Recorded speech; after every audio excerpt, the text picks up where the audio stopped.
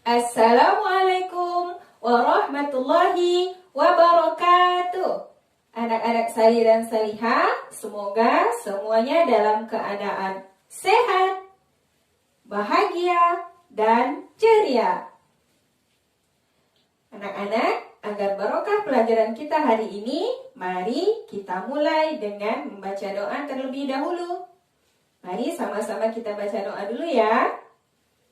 Alif, ba, ta. A'udzu billahi minasy syaithanir rajim. Bismillahirrahmanirrahim. Alhamdulillahi rabbil alamin. Ar-Rahmanir Rahim. Maliki yaumiddin. Iyyaka na'budu wa iyyaka nasta'in. Ihdinas siratal mustaqim. Siratal ladzina an'amta 'alaihim.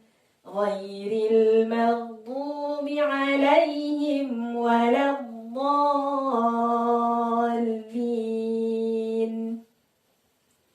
Bismillahirrahmanirrahim. Rabbi shrah li sadri wa yassir li amri wahlul 'uqdatam min lisani yafqahu qawli. Rabbi zidni ilma warzuqni fahma. Bismillahirrahmanirrahim. Allahumma aftah lana hikmatak wanshur alaina rahmatak min khazaini rahmatika ya arhamar rahimin. Amin ya rabbal alamin. Anak-anak, kemarin kita sudah mempelajari kisah keteladanan Nabi Yusuf alaihi salam. Bagaimana Nabi Yusuf begitu ikhlas menjalani kehidupan yang sudah digariskan oleh Allah Subhanahu wa Ta'ala dengan berbagai ujian di dalamnya. Kemudian hingga Nabi Yusuf mendapatkan kedudukan di sisi Allah yang terbaik di dunia dan di ini. Kita akan kembali mengambil keteladanan dari Nabiullah Syuaib alaihi salam. Lihat, jika kita berbicara mengenai Nabi Syuaib alaihi salam, maka kita tidak akan pernah terlepas dari kisah kaum Madyan. Anak-anak tahu siapa itu kaum Madyan? Untuk lebih jelasnya, mari kita simak penjelasan Ustazah di dalam video ini ya. Dan di akhir nanti, anak-anak dapat menjawab soal yang Ustazah berikan. Dengan satu syarat saja. Perhatikan penjelasan Ustazah pada video ini. Syuaib alaihi salam berasal dari suku Madyan. Suku Madyan itu adalah orang-orang Arab yang tinggal di sebuah daerah bernama Ma'an di pinggiran negeri Syams. Saat ini, Syam dikenal sebagai negeri Syria. Kaum Madyan kebanyakan bekerja sebagai pedagang karena kota mereka adalah tempat persinggahan kafilah-kafilah dagang saat itu.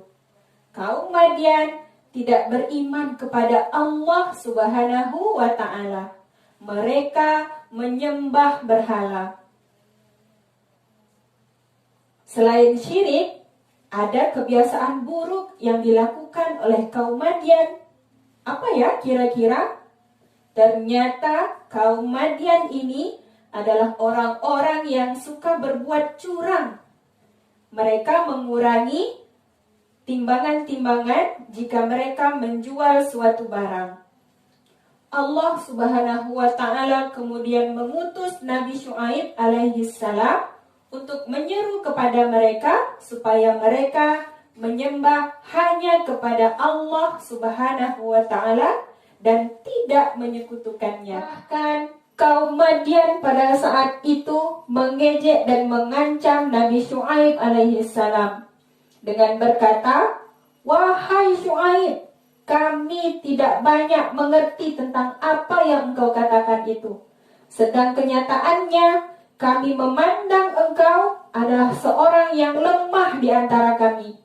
Kalau tidak karena keluargamu, tentu kami telah menganiaya engkau.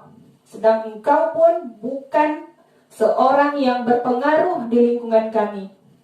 Syuaib berkata, "Wahai kaumku, berbuatlah menurut kemampuanmu. Sesungguhnya aku pun berbuat pula. Kelak kamu akan mengetahui siapa yang akan ditimpa azab yang menghinakan dan siapa yang berbuat dusta. Dan tunggulah, sesungguhnya aku bersamamu adalah orang-orang yang kemudian benar-benar kaum yang ingkar. Mereka telah menolak dan mereka menentang ajakan Nabi Syuaib alaihissalam. Sedangkan pada saat itu Nabi Syuaib sudah bersabar terhadap apa yang diperlakukan kaum Madian terhadapnya. Nabi Syuaib alaihissalam merasa khawatir akan azab yang dapat menimpa kaum Madian. Maka Allah Subhanahu wa Ta'ala pada saat itu membinasakan kaum Madian. Mereka semua disambar petir yang sangat keras disertai dengan gempa yang sangat kuat, sehingga mereka mati bergelimpangan. Kaum Madian dibinasakan dan dijauhkan dari rahmat Allah Subhanahu wa Ta'ala karena menolak untuk beriman kepada Allah Subhanahu wa Ta'ala. Itu tadi Ananda kisah keteladanan Nabi Syuaib alaihissalam. Sekarang Ananda dapat menjawab soal yang sudah Ustazah sediakan pada lembar kerja masing-masing. Selamat belajar Ananda. Sebelum kita tutup, mari sama-sama kita mengucapkan hamdalah. Alhamdulillahi Rabbil Alamin. Dan doa kafaratul majlis. Subhanakallahumma wa bihamdika.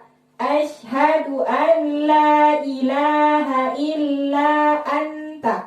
Astaghfiruka wa atubu ilaik. Semoga Ananda semuanya tetap semangat, bahagia, dan ceria. Wassalamualaikum warahmatullahi